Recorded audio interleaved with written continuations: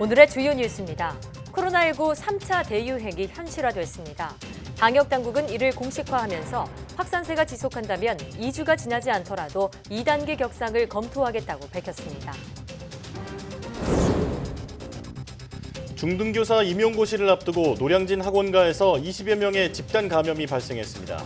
교육당국은 확진자는 시험을 볼 수 없고 자가격리자 등에 대한 조치도 별도 검토하겠다고 밝혔습니다. 국민건강보험이 500억 원대 담배 소송 1심에서 패소했습니다. 재판부는 흡연과 관련 질병 사이의 인과관계 증명이 부족하다고 판단했습니다. 사람의 피부처럼 온도와 자극을 모두 감지할 수 있는 전자피부가 세계 최초로 개발됐습니다. 포항공대 연구진은 전해질을 포함한 전도체 소재를 활용해 온도와 기계적 자극을 동시에 측정할 수 있는 전자피부를 개발했다고 밝혔습니다. 영화 쥐라기 공원 속 공룡처럼 공룡은 공포의 대상이자 호기심의 대상이기도 한데요.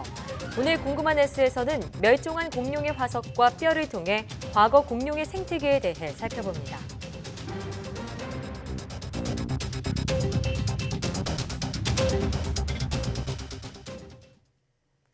여러분 안녕하십니까? 사이언스 투데이입니다. 방역당국이 코로나19 3차 대유행을 공식화했습니다. 중앙사고수습본부 윤태호 방역총괄반장은 브리핑에서 수도권은 지역사회 유행이 본격화해 대규모 유행으로 진행되는 양상이 점점 분명해지고 있다며 이같이 밝혔습니다. 특히 서울은 감염 확산 속도가 빨라 매일 20명 내외의 환자 증가가 계속되고 있다며 우려를 표했습니다. 이어 수도권 환자 증가 추세가 완화되지 않고 주간 하루 평균 환자 수가 200명에 도달하는 등 사회적 거리 두기 2단계 기준을 충족한다면 2주가 지나지 않더라도 2단계 격상을 검토하겠다고 밝혔습니다. 윤태호 반장은 또 강원권과 호남권도 산발적인 집단 감염이 계속되고 있다며 국민의 일상과 생업에 심대한 영향을 미칠 2단계로의 격상 없이 현재의 상황을 반전시킬 수 있도록 모임과 외출 자제 등 국민의 협조를 당부했습니다. 그동안 상대적으로 잠잠했던 전라북도도 코로나19 방역 비상이 다시 걸렸습니다. 익산 원광대병원 집단 감염 등의 영향으로 하루 사이 확진자가 처음으로 20명 넘게 발생했습니다. 오점곤 기자입니다. 20대 간호사가 처음 확진된 이후에 사실상 전수검사가 진행되고 있는 익산 원광대학교 병원. 추가로 9명의 감염자가 나왔습니다. 이에 따라 지금까지 입원 환자와 보호자, 직원 등 병원 내 감염자가 7명, 병원 밖 접촉에 의한 감염자는 4명으로 늘었습니다. 방역 당국과 병원 측은 첫 확진자가 발생한 병동에 대해서는 동일 집단, 즉 코호트 격리에 준하는 조치를 취하면서 감염 확산 차단에 주력하고 있습니다. 병동을 전체를 관리를 했는데요. 거기에 있던 다른 환자분들도 전부 1인실로 옮겨드리고 그 병동을 드나들었던 모든 의료진에 대해서 전체 업무 배제를 통해서 검사를 시행을 했습니다. 추가 확진자에 대해서는 휴대전화 위치 추적과 카드 사용 내역 조회 등을 통해서 동선과 추가 접촉자를 파악하고 있습니다. 이런 가운데 서울 노량진에 있는 교사 임용 단기 학원 관련 확진자가 6명이나 쏟아지면서 상황은 더 악화했습니다. 전라북도에서 하루 사이 확진자가 20명 이상 발생한 것은 이번이 처음입니다. 이에 따라 전라북도는 우선 전주와 익산시에 대해서 사회적 거리 두기를 1.5단계로 상향 조정했습니다. 해당 병동에 대한 코호트 조치를 이행하는 등 상황이 심각합니다. 우리 도는 이번 감염을 지역 내 대량 확산으로 번질 수 있는 위험한 불씨로 보고 있습니다. 또한 연말연시를 맞아서 각종 모임이나 이동이 많을 것으로 우려하고 방역 수칙을 철저하게 준수해달라고 당부했습니다. YTN 오점곤입니다. 코로나19 확진자가 최근 다시 급증하면서 주요 대기업들이 사회적 거리두기 단계 격상에 대비해 선제 대응에 나섰습니다. 삼성전자는 사회적 거리두기 2.5단계가 시행됐던 지난 9월에 이어 이번 주 들어 다시 일부 재택근무를 재개했습니다. 최근 확진자 급증에 따라 회의 참석 인원은 20명 이하, 교육행사 참석 인원은 50명 이하로 제한하고 회식도 금지했습니다. 현대차그룹은 사회적 거리두기 단계가 2단계일 때 적용하던 방역 지침을 현재까지 유지하면서 근무지 외에 이동을 자제하라고 권고하고 재택근무를 재개하는 데 비중을 뒀습니다. SK그룹은 수도권 거리두기 단계가 1.5단계로 격상하면서 서울 종로구 SK 서린빌딩에 기자실을 폐쇄하는 등 외부인 출입 제한을 다시 시행했습니다. LG전자도 사내 방역 지침을 지난 16일부터 거리두기 2단계에 준하는 수준으로 강화하고 모든 사업장에 외부 방문객의 출입을 제한하고 임직원의 국내외 출장을 금지했습니다. 극장가는 사회적 거리두기가 1.5단계로 격상하며 다시 긴장하는 분위기입니다. 다음 달 개봉 예정작들은 그대로 스크린에 걸리지만 같은 일행이 아니면 좌석 뛰어앉기가 적용돼 어려움이 예상됩니다. 김선희 기자입니다. 지난 7일부터 좌석 간 뛰어앉기를 없앴던 극장가도 다시 조정에 들어갔습니다. 1.5단계에서는 일행끼리 함께 앉을 수 있지만 모르는 사람과는 한 칸씩 뛰어앉아야 합니다. 따라서 이미 예매된 좌석까지 조정하면 좌석 가동률은 약 75%까지 떨어지게 됩니다. 거리두기가 해제됐다가 다시 격상된 만큼 심리적으로 더 위축될 수도 있습니다. 많이 예매가 된 상영관 같은 경우에는 일괄 취소를 한 다음에 다시 예매를 할 수 있도록 좀 안내를 드렸고, 그렇지 않은 경우에서는 문자나 전화를 통해 가지고 고객님들께 양해를 구하고. 지금까지는 좌석 뛰어앉기가 티켓 판매에 큰 영향을 끼치지는 않고 있습니다. 좌석 뛰어앉기를 해제했던 지난 9일부터 15일까지 한 주 동안 관객 수는 오히려 10만 명가량 감소했습니다. 뛰어앉기를 안 한다는 것을 사람들이 인식하지 못하는 것 같아요. 정말 그렇게 다 앉아도 그냥 예전처럼 해도 될까라는 그런 생각을 갖고 있는 게 아닐까. 그 프로젝트라는 게 뭡니까? 국가적으로 중요한 비밀 프로젝트. 다음 달 개봉 예정 영화들은 고심 끝에 그대로 진행하기로 했습니다. 복제인간을 다룬 영화 서복과 뮤지컬 영화 인생은 아름다워, 로맨스멜로 조제가 개봉을 기다리고 있습니다.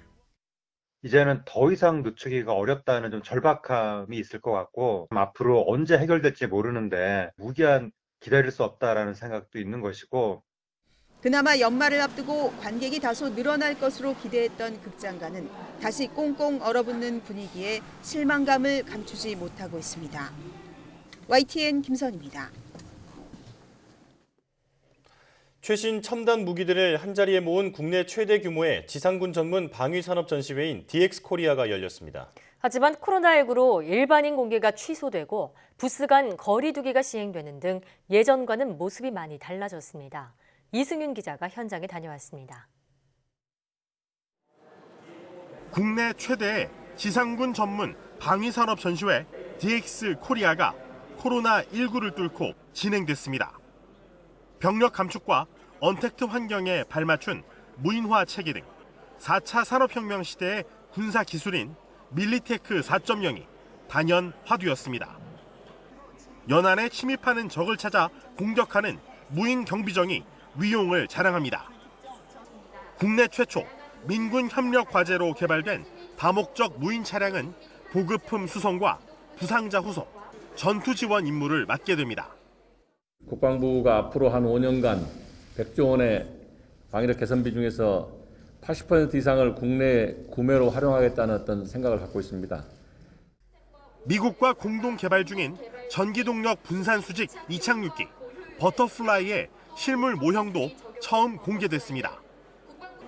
코로나19 확산에도 40여 개국, 300여 개 방산 기업이 참여해 1250여 개 부스가 운영됐습니다.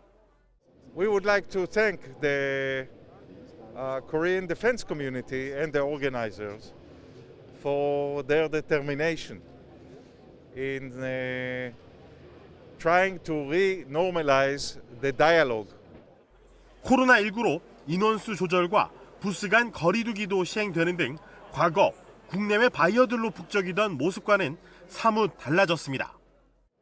주최 측은 원래 일반인들을 상대로도 하루 정도는 전시회를 공개한다는 방침이었지만 코로나19 감염 확산 여파로 전격 취소했습니다. 코로나19로 국내외 방산 전시회가 올해만 10여 건 취소돼 방산 수출 활로가 꽉 막힌 상태. 방산 수출을 지원하는 한국방위산업진흥회는 아예 온라인 전시관인 디펜스 코리아를 개설하는 등 코로나19가 화려하기로 유명했던 방산 전시회의 풍속도까지 바꿔나가고 있습니다. YTN 이승윤입니다. 코로나19 확진자 수가 급증한 가운데 감염병 관련 가짜 뉴스가 또다시 기승을 부리고 있습니다. 경찰은 불안감을 확산시키고 방역 활동을 방해하는 불법 행위는 엄하게 처벌하겠다고 밝혔습니다. 안윤학 기자의 보도입니다. 그젯밤 SNS에 퍼진 문자 메시지입니다. 방역당국의 코로나19 신규 확진자 발표 형식을 그대로 따왔는데 오후 6시 기준 412명, 저녁 8시 기준으로는 432명이라고 하더니 밤 11시에는 급기야 800명을 넘어섰다고 공지합니다. 하지만 정부가 공식 발표한 0시 기준 신규 확진자는 343명, 가짜뉴스였던 겁니다. 연세대 긴급공지라는 제목의 문자 메시지도 돌았습니다. 소모임 참석자 전원 확진됐다는 내용인데 읽다 보면 가정에서도 마스크 착용 권유, 연세의료원 시행 거리두기 2단계 등 황당한 문구가 등장합니다. 역시나 거짓입니다. 최근 코로나19 확산세가 가팔라진 틈을 노려 불안감을 조성하는 가짜뉴스가 또다시 기승을 부리고 있습니다.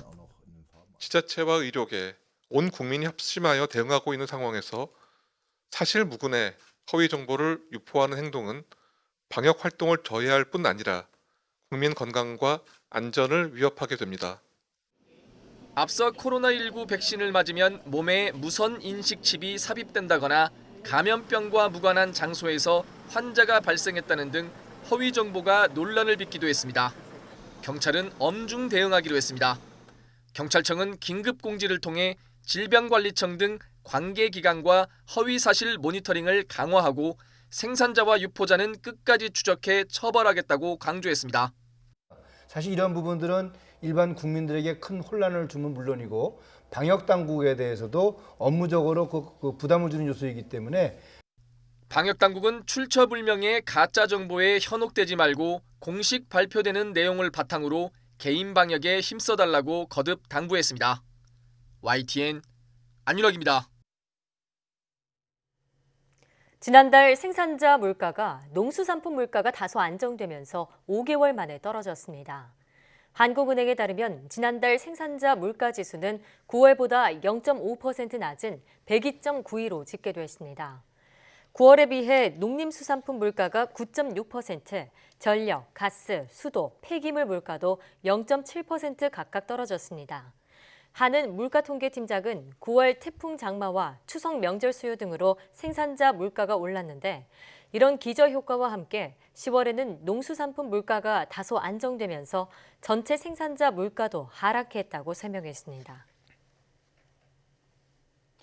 정부가 그린 뉴딜과 안전망 강화 노력을 서둘러야 한다고 밝혔습니다. 김용범 기획재정부 1차관은 정부 서울청사에서 열린 혁신성장전략회의에서 코로나19 사태에도 세계 각국이 그린 경제 전환에 속도를 내고 있다고 말했습니다. 이와 함께 OECD 등 국제기구들은 코로나19로 타격이 심한 취약계층에 대한 안전망을 강화하고 있다며 우리도 여기에 속도를 높여야 한다고 강조했습니다. 정부는 그린 에너지 기반을 구축하기 위해 오는 2025년까지 11조 3천억 원을 투입해 태양광 연구개발, 해상풍력 활성화 등을 추진할 방침입니다. 또 안전망 강화 차원에서 제공한 직접 일자리에 93만여 명이 참여하고 있다며 내년에도 연초부터 관련 사업이 시작될 수 있도록 사전 준비를 철저히 하겠다고 밝혔습니다.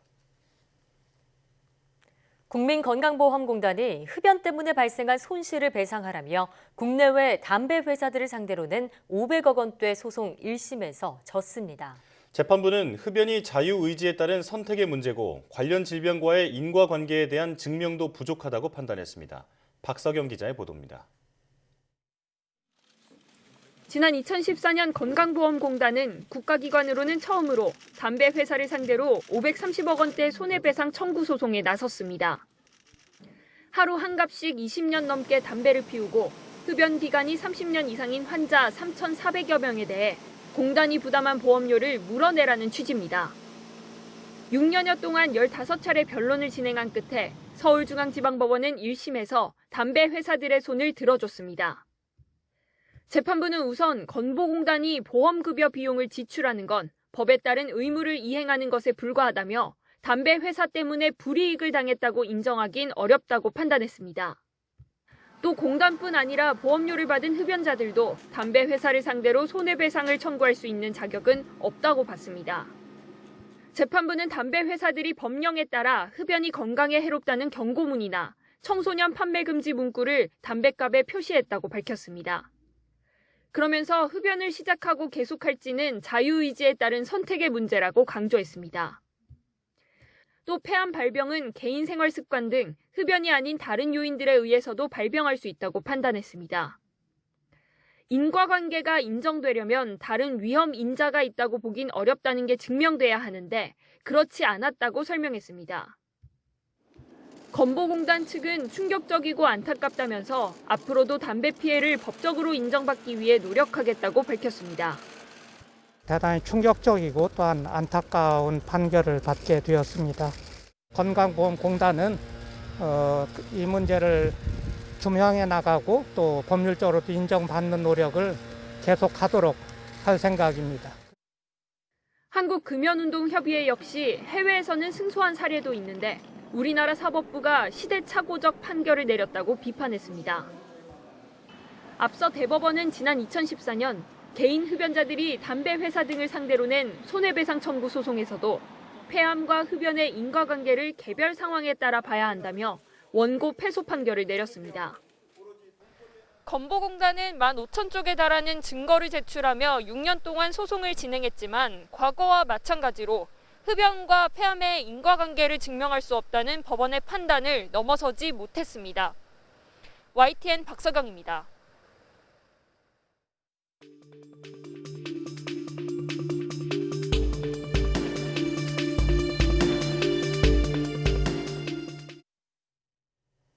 신규 확진자가 사흘째 300명대를 기록한 가운데 방역당국이 공식 브리핑을 통해 수도권을 중심으로 3차 유행이 진행되는 것으로 진단했습니다. 고려대학교 약학대학 김정기 교수와 코로나19 상황 자세히 짚어보겠습니다. 교수님 어서 오십시오. 어서 오세요. 네. 자, 19일 하루 기준으로 신규 확진자가 363명을 나타내면서 사흘 연속 300명대를 기록했습니다. 방역당국이 현재 3차 대유행을 공식화한 상황인데요. 현재 상황 어떻게 보고 계십니까? 일단 말씀하신 것처럼 그리고 또 방역당국에서도 지금 상태를 3차 대규모 확산으로 보고 있거든요. 네. 그러니까 지난 11월 13일 때 200명대를 기록하기 시작하면서 연 사흘 동안 200명대를 오르는 추세로 계속 보였고요. 그다음에 300명대도 역시 마찬가지로 사흘 연속 보이고 있는데 지금 상황도 계속 숫자가 늘어나는 상황이거든요. 그래서 그만큼 상황은 계속 증가하는 방향으로 갈 가능성이 굉장히 높다 이렇게는 보고 있습니다. 네. 지금 상황을 과거 사례와 비교를 해보면 신천지 사태 때 그리고 광복절 집회 때와는 다르게 그때는 어떤 거점을 중심으로 확진자가 급속도로 번졌다면 지금은 일상생활 곳곳에서 확진자가 나오고 있잖아요. 근데도 왜 이렇게 빨리 확진자가 늘고 있다 이런 생각이 들죠? 일단 말씀하신 것처럼 과거의 사례는 어떤 특정 집단, 대표적으로 뭐 종교시설이라든가 아니면 물류센터라든가 요양병원이라든가 이렇게 제한된 어떤 고위험 시설에 대해서 그러니까 수백 명대의 대규모 확산이 발생을 했거든요. 그래서 어떻게 보면은 방역에 오히려 용이한 점이 있었습니다. 그 집단만 잘 관리를 하게 되면 실제로 더 이상의 전파를 빨리 막을 수가 있는데 지금 상황은 한 10단위대로 여러 군데서 전국적으로 확산이 일어나고 있기 때문에 어느 한 곳을 집중적으로 방역을 한다고 해도 다른 곳에서 발생을 하고 있습니다. 그만큼 굉장히 다양성을 갖고 있다 보니까 실제로 방역당국이 대응하기가 굉장히 어렵다 이렇게 보고 있습니다. 지금은 거점도 경로도 굉장히 다양하기 때문에 이 방역에 어려움을 겪고 있다 말씀을 해주셨고요. 그런가 하면 중대본이 최근 감염 생산 지수가 1.5를 넘은 것으로 분석했습니다. 이게 어떤 의미인가요? 그러니까 1.5, 그러니까 감염 재생산 지수라고 하는 게 한 사람이 다른 사람을 감염시키는 그 비율을 얘기를 하는 거거든요. 그래서 1.5란 얘기는 한 사람이 감염됐을 때 1.5명을 추가로 감염시킬 수 있다라는 얘기입니다. 그러니까 1이 넘어서게 되면 확산하는 쪽으로 진행이 되거든요. 그러니까 실제로 이번 주 초에 감염 재생산 지수가 1.12였는데 불과 채 일주일이 안 돼서 1.5로 굉장히 높아졌거든요. 네. 그만큼 현재 상황이 굉장히 확산이 빠르게 진행되는 상황이다 이렇게 보고 있습니다. 네, 그러니까 지금 상황이 감염자 한 명이 한 명 이상을 감염시키는 그런 심각한 상황이다 진단해 주셨는데 신규 확진자가 급증하면서 중환자도 늘 수가 있잖아요. 그래서 정부가 중환자 병상을 확보하겠다 이럴 계획에 나섰습니다. 자, 그런데 지금 추세가 계속된다면 의료 체계가 좀 과부하가 오는 것 아니냐 이런 우려도 들거든요. 지금 8월, 9월 기준으로 했을 때 우리나라 전국적으로 봤을 때 중환자 병상이 한 200개 정도로 알려져 있습니다. 그중에서 절반은 수도권에 존재를 하고 있고요. 근데 지금 현재의 그 위중증 환자가 84명, 그러니까 50% 미만을 점유율을 보이고 있거든요. 근데 실제로 아까 말씀드린 것처럼 11월 13일부터 해가지고 200명대를 기록을 하고 있는데 지금 현재는 300명대고요. 근데 보통은 우리가 중환자로 발전하는 비율을 봤을 때 신규 확진자의 한 3에서 5%로 보고 있습니다. 그러니까 그리고 보통 중환자로 발전하는 때까지 걸리는 기간이 한 3주 정도로 보고 있거든요.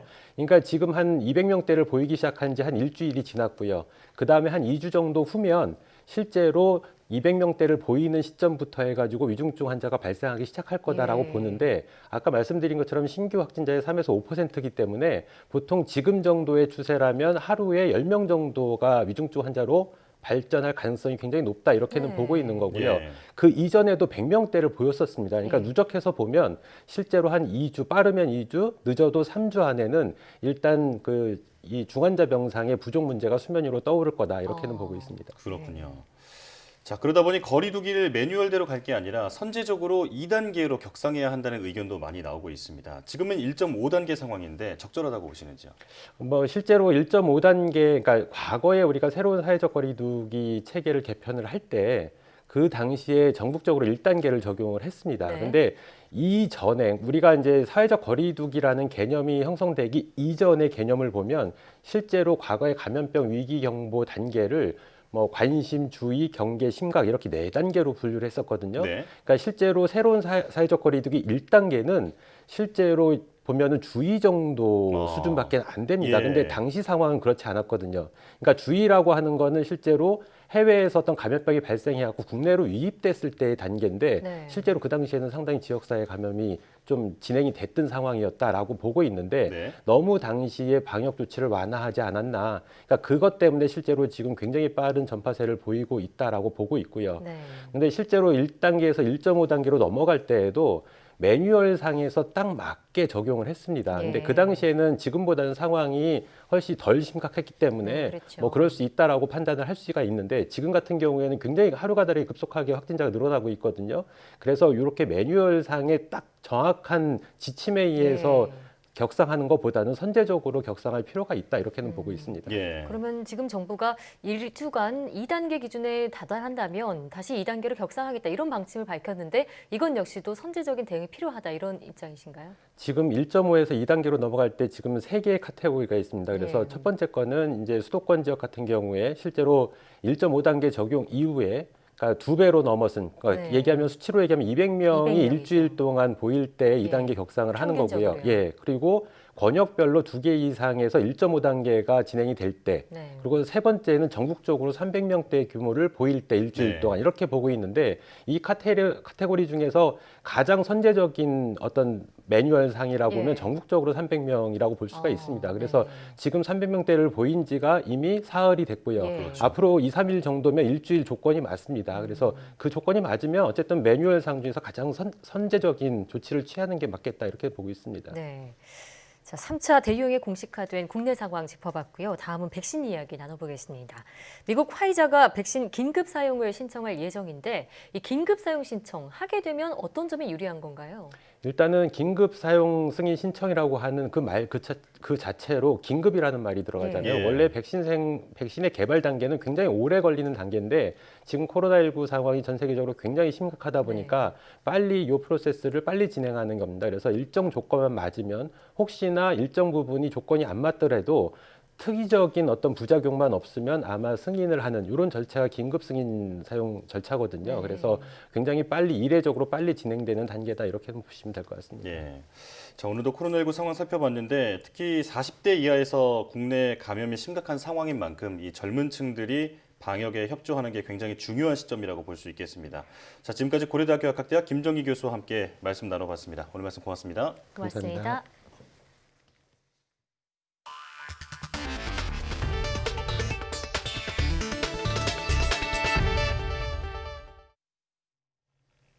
미국의 코로나19 상황이 악화일로를 걷고 있습니다. 최근 일주일간 하루에 16만 명 이상씩 확진자가 나오고 있고 사망자는 1분에 1명꼴로 발생하고 있습니다. 강도 높은 확산 억제 체계도 눈에 띄는 성과가 나타나지 않고 있는데 일주일 앞으로 다가온 추수감사절이 최대 고비가 될 것으로 보입니다. 보도에 김형근 기자입니다.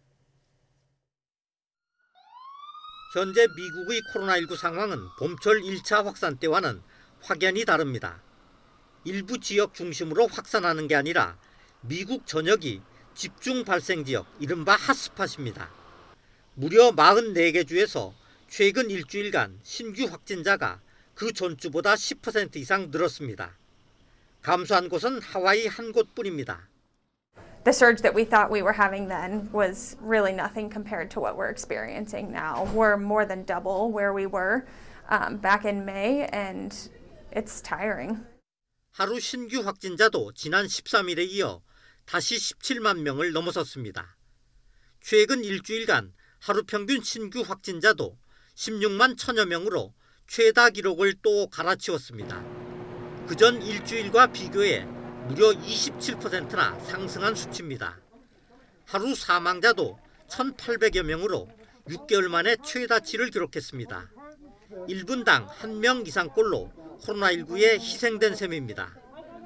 각 주 정부에서 강도 높은 규제 강화 대책을 잇따라 내놓고 있지만 확산세는 좀처럼 잡히질 않고 있습니다. As many of you have seen, it is raging across the upper Midwest and across this nation. We're seeing infection rates in the states surrounding Minnesota that are the highest on the planet.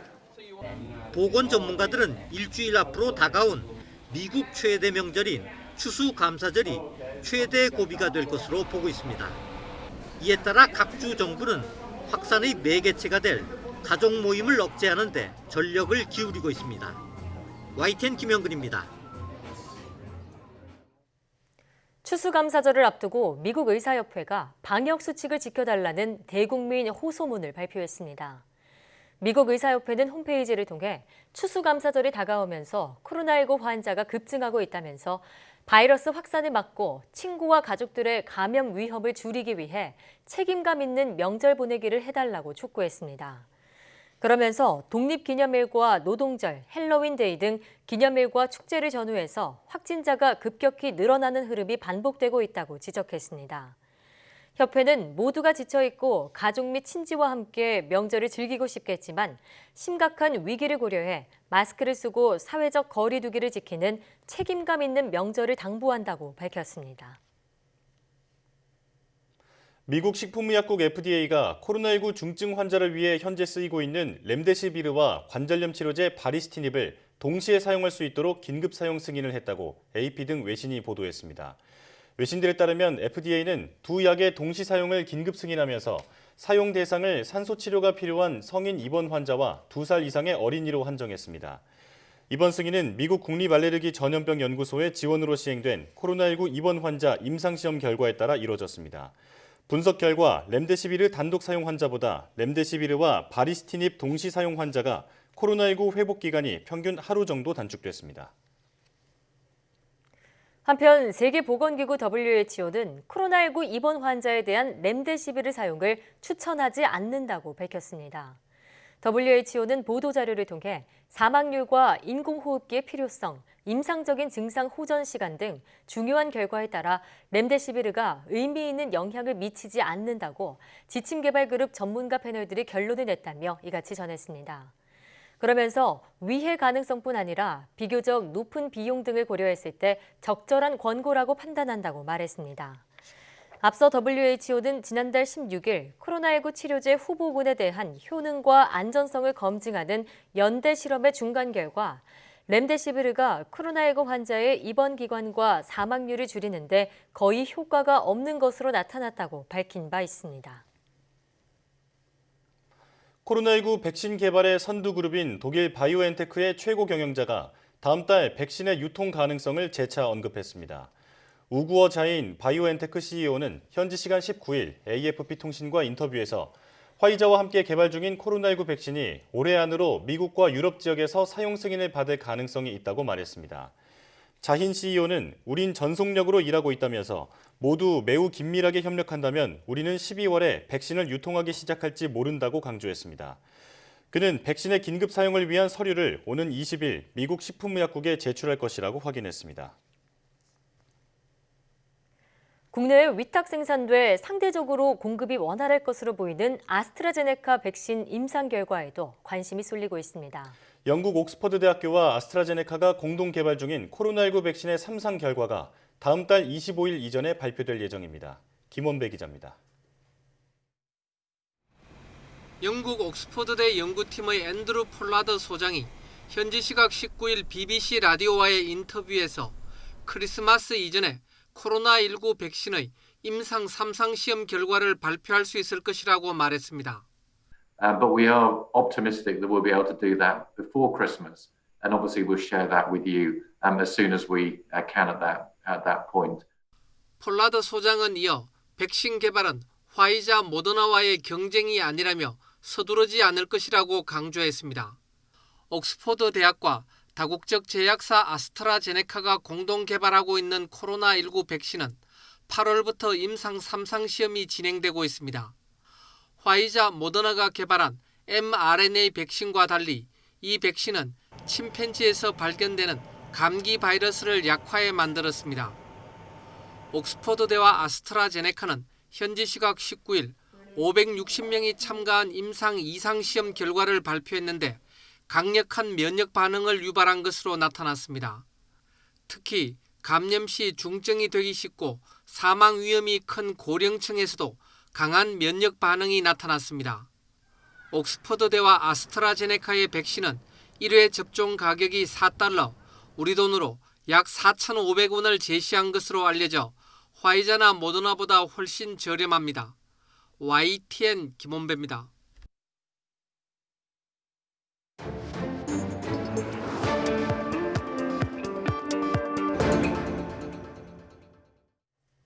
한 주간 가장 주목받은 과학 소식을 하나로 모아보는 사이언스 핫5 시간입니다. 이번 주에는 어떤 이야기가 시청자들의 눈길을 끌었을까요? 이동훈 기자와 함께하겠습니다. 어서 오십시오. 어서 오세요. 자, 5위 소식부터 전해주시죠. 네, 최근에 이 유난히 포근한 날씨가 이어진다 싶더니 폭우가 내리면서 기온이 뚝 떨어졌습니다. 네. 특히 서울을 비롯한 이 중서부 지방에는 마치 여름철 같은 이 장대비가 내리면서 많은 분들이 좀 놀라셨을 텐데요. 네.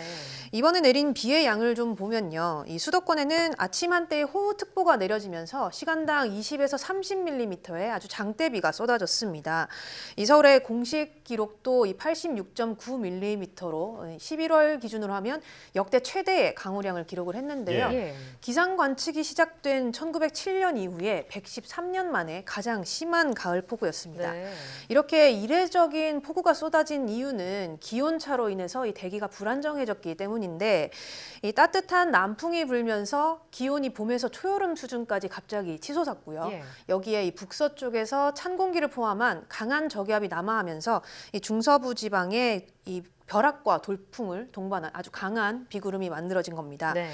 이제 비는 그쳤지만 이 북서쪽에서 내려오는 찬 공기가 점차 남하하고 있기 때문에 기온은 더 떨어지겠는데요. 다음 주 초반에는 이 서울 아침 기온이 영하로까지 떨어진다고 하니까 이런 변덕스러운 날씨에 대한 주의가 좀 필요할 것 같습니다. 네. 미세먼지가 사라진 거는 좋은데 추워도 너무 춥더라고요. 네. 보온에 신경을 써야겠습니다. 다음 소식 알아볼까요? 네, 우리 시간으로 지난 16일이었죠. 이 미국의 민간 우주 탐사 기업인 스페이스X가 네. 이 플로리다 케네디 우주센터에서 유인 우주선인 크루 드래건 발사에 성공을 했습니다. 이 크루 드래건은 다음 날 오후 1시쯤에 국제 우주 정거장 ISS에 도킹을 했는데요. 네. 이 스페이스X는 크루 드래건이 27시간의 이 긴 비행 끝에 ISS에 무사히 도착했다 이렇게 밝혔습니다. 예. 이번에 임무를 수행한 크루 드래건은 미 연방 국방항공청의 승인을 받은 첫 번째 민간 유인 우주선으로 기록이 됩니다. 예. 여기는 모두 4명의 우주 비행사가 탑승을 했는데요.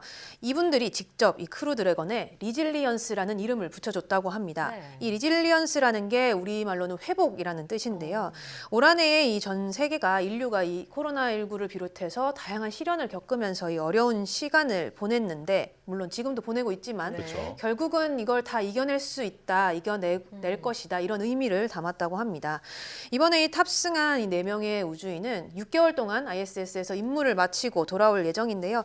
이제 이 귀환까지 성공을 하면 이 민간 주도의 우주인 수송 임무를 완전히 마무리하게 되는 겁니다. 네.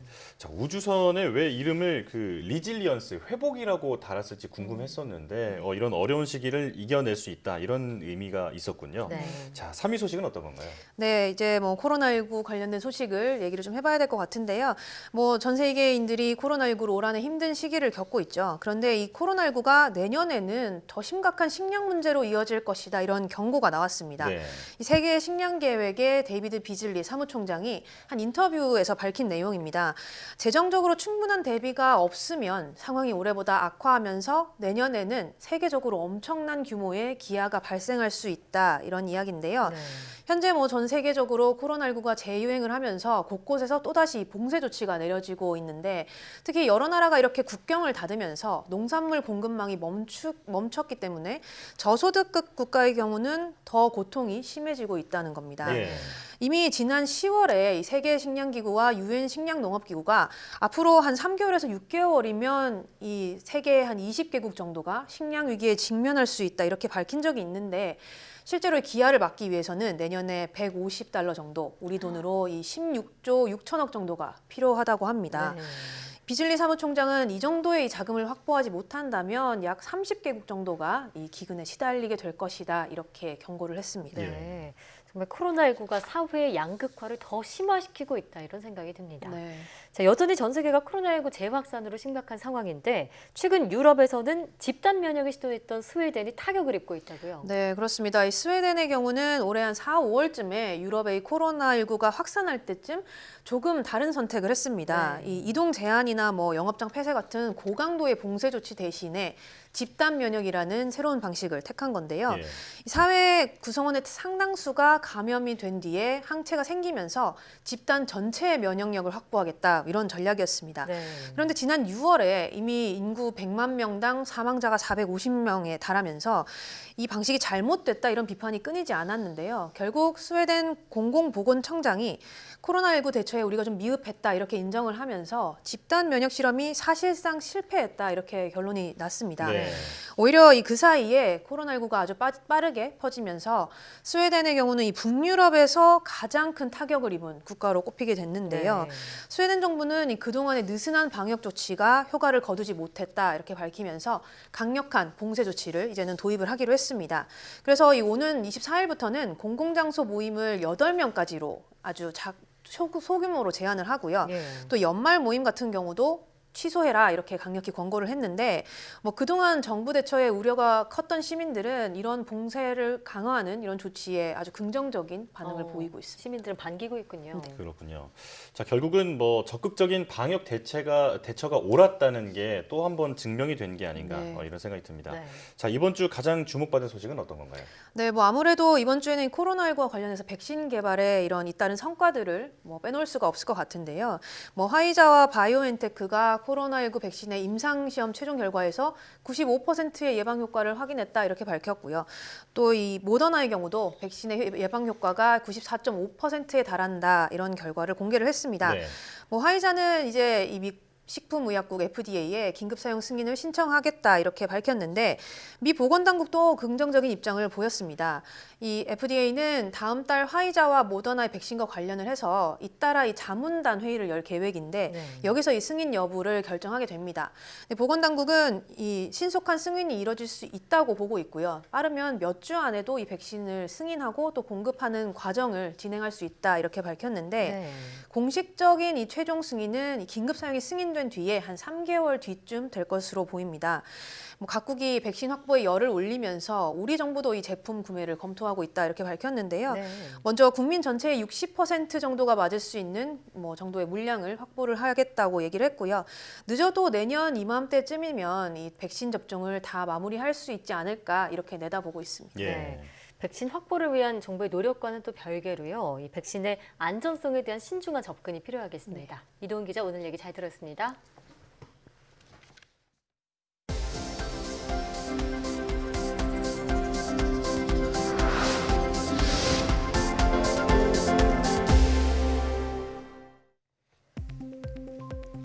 사람의 피부처럼 온도와 자극을 모두 감지할 수 있는 전자피부가 개발됐습니다. 포항공대 정울용 교수 유인상 박사와 미국 스탠퍼드대 공동연구팀은 온도와 기계적 자극을 동시에 측정할 수 있는 전자피부를 세계 최초로 개발했다고 밝혔습니다. 개발된 전자피부는 전해질을 함유한 이온 전도체 소재로 만들어졌고 꼬집기나 비틀림, 벌림 등의 다양한 움직임은 물론 차갑거나 뜨거운 온도에도 반응한다고 연구팀은 설명했습니다. 또 전해질과 전극의 간단한 구조로 만들어져 온도 센서나 인간형 로봇 등 다양한 분야에도 활용 가능하다고 밝혔습니다. 지금까지 개발된 전자피부는 온도와 움직임을 각각 감지했을 뿐 두 가지를 동시에 감지하지는 못했습니다. 이번 연구 결과는 과학 분야의 최고 권위 잡지인 사이언스지에 실렸습니다. 2025년부터 초중고 교육과정에 인공지능 AI 교육이 도입됩니다. 교육부는 사회관계장관회의 겸 사람투자 인재양성협의회에 참석해 인공지능 시대 교육정책 방향과 핵심 과제를 주제로 논의했다고 밝혔습니다. 교육부는 우선 초중고교에서 2025년부터 적용되는 2022년 개정 교육과정에 인공지능 교육을 포함하기로 했습니다. 고등학교는 내년 2학기부터 진로 선택 과목으로 인공지능 기초, 인공지능 수학 과목을 도입합니다.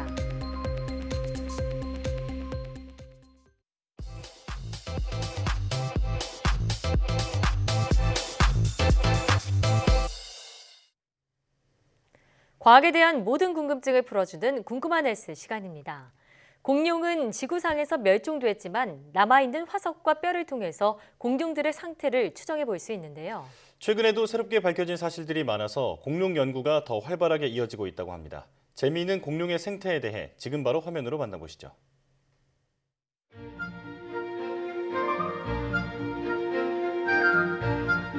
(6,600만 년) 전 소행성의 충돌로 멸종하기 전까지 지구상 가장 거대한 존재는 바로 공룡이었습니다. 지금은 화석의 흔적으로 남아있는 미지의 대상이지만 공룡은 여전히 우리의 상상력과 호기심을 일으키는데요. 현재 많은 연구를 통해 공룡에 대한 생태의 비밀이 밝혀지고 있습니다.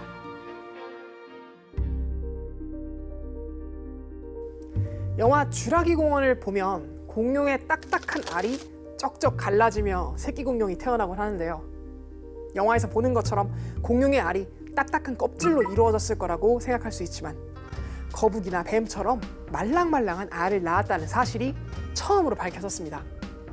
미국 자연사박물관의 마크 로렐 박사 연구진은 몽골에서 지금으로부터 7,500만 년에서 7,100만 년 전에 살았던 강력류인 프로토케라톱스의 화석을 발굴했습니다. 다자라면 거의 양만한 크기의 공룡인데요. 화석은 마치 자궁 속 태아처럼 몸을 둥그렇게 말고 있는 모습이었습니다. 뼈들은 얇은 막으로 둘러싸여 있었죠. 제스미나 와인만 예일대 연구원이 노렐 연구원 팀에 합류하면서 연구는 더욱 진전되었습니다. 와인만 연구원은 아르헨티나에서 2억 2,700만 년에서 2억 850만 년 전 살았던 용각류 공룡인 무스사우루스 태아 화석을 조사했는데요. 이 공룡은 목이 긴 초식 공룡으로 태아 화석도 얇은 외곽층이 몸을 감싼 것으로 나타났습니다. 두 공룡 화석의 성분을 분석한 결과 태아 주변의 막이 알 단백질 성분을 가지는 것을 발견했습니다. 와인만 연구팀은 멸종한 공룡과 오늘날의 파충류 그리고 조류의 알 26가지를 조사했고 그 결과 딱딱한 알과 말랑말랑한 알은 화석이 되었을 때 단백질 성분이 달라진다는 것을 발견했습니다. 이번에 확인한 프로토케라톱스와 무스사우루스의 화석은 모두 말랑말랑한 알에 해당했습니다. 연구진은 초기 공룡의 알이 딱딱했는지 아니면 말랑말랑했는지 알아보기 위해 현존하거나 멸종한 파충류와 조류 112종의 알에 대한 정보와 이들의 진화 관계를 데이터베이스로 만들었는데요. 그 결과 공룡과 도마뱀을 비롯해 많은 집단이 처음에는 말랑말랑한 알을 낳았던 것으로 밝혀졌습니다. 초기 공룡은 강룡류와 용강류, 그리고 수강류 등 세 종류로 나누는데요. 세 공룡종 모두 초기에는 부드러운 알을 낳다가 점차 딱딱한 알을 낳는 식으로 진화했다고 분석했죠. 하지만 모든 공룡이 다 딱딱한 알로 진화했다고 볼 수는 없습니다. 말랑말랑한 알을 낳은 공룡이 이번에 처음 발굴됐기 때문이죠. 연구진은 말랑말랑한 알을 낳은 공룡은 아마 파충류와 비슷했을 거라고 추측했는데요. 덩치가 큰 공룡이 말랑말랑한 알을 품다간 바로 터져버리기 때문에 축축한 흙이나 모래 속에 알을 넣고 그 위를 덮은 나뭇잎이 썩으면서 나오는 열로 부화시켰을 거라고 추측했다고 하네요. 병아리가 알을 깨고 나오려면 평균적으로 21일 정도가 걸리고 악어는 60일에서 90일 정도가 필요하다고 합니다. 그럼 공룡의 알이 부화되는 데는 얼마나 걸릴까요? 미국과 캐나다 등 국제 공동 연구진은 공룡 알 부화에 적어도 3개월에서 많게는 6개월이 걸리는 것을 확인했다고 미국 국립과학원 회보에 발표했습니다. 연구진은 알에서 부화하기 직전에 공룡 배아 화석 2종을 구했는데요. 그 2종은 프로토케라톱스와 히파크로사우루스로 모두 백악기 후기에 살았던 공룡입니다. 프로토케라톱스는 4발로 걸어다니는 공룡이고 히파크로사우루스는 몸 길이가 9m에 이르며 오리 주둥이를 가진 공룡으로 유명하죠. 연구진은 컴퓨터 단층 촬영과 고해상도 현미경 등으로 공룡 배아 화석의 이빨을 관찰한 결과 프로토케라톱스와 히파크로사우루스 알의 부화 기간은 각각 83일과 171일로 확인됐습니다. 과학자들이 배아 화석의 이빨에 주목한 것은 치아의 성장 속도가 매일매일 달라 나무의 나이테처럼 구분되기 때문이라고 하는데요. 그러니까 이빨의 흔적이 성장선으로 남는다는 것이죠. 국내 연구진에 따르면 티라노사우루스 같은 거대 공룡은 청소년기가 전체 수명의 60%를 차지하는 것으로 나타났다고 합니다. 평균 수명이 70세인 사람으로 치면 42세까지가 청소년인 셈이죠. 티라노사우루스의 수명은 28년 정도로 유아기가 2년, 청소년기가 18년입니다. 특히 14년에서 18년까지의 청소년기에 하루에 2kg씩 몸무게가 폭발적으로 늘어났는데요. 이때 엄청난 속도로 몸집이 커져 다른 포식자를 피할 수 있었다고 합니다. 연구진은 다 자란 뒤 번식을 하는 만큼 번식할 시간이 줄어든다는 단점이 있지만 몸집을 키워서 최고 포식자의 지위를 지켰기 때문에 생존에 유리하게 작용했을 것이라고 말했는데요. 공룡의 생존 전략을 밝혀냈다는 것은 공룡의 거대 몸집과 수명 간의 관계를 규명했다고도 볼 수 있죠. 티라노사우루스의 생존율 곡선을 18세기 인간이나 고릴라 혹은 호랑이, 악어 등과 비교했는데요. 티라노사우루스의 생존율 추이는 인간이나 파충류보다는 타조, 매 등 몸집이 큰 조류와 비슷하다는 것을 밝혀냈습니다. 이는 티라노사우루스의 생존 전략이나 노화 패턴이 타조나 매와 유사하다는 뜻이죠. 공룡은 파충류라는 인식과 달리 해부학적으로 조류와 유사하다는 의견이 많았는데요. 이번 연구를 통해 공룡과 조류의 생존 전략이 비슷했다는 사실이 해부학적뿐만 아니라 통계학적으로도 입증되었다고 볼 수 있겠네요. 오늘 궁금한 S에서는 공룡 생태의 비밀에 대해서 알아봤는데요. 앞으로 다양한 연구를 통해 공룡에 대한 새로운 사실이 더욱더 밝혀졌으면 하는 바람이네요. 그럼 궁금한 S는 여기서 인사드릴게요. 과학에 대한 궁금증이 있다면 언제든 유튜브에 사이언스 투데이를 검색해주세요. 이상 궁금한 S였습니다.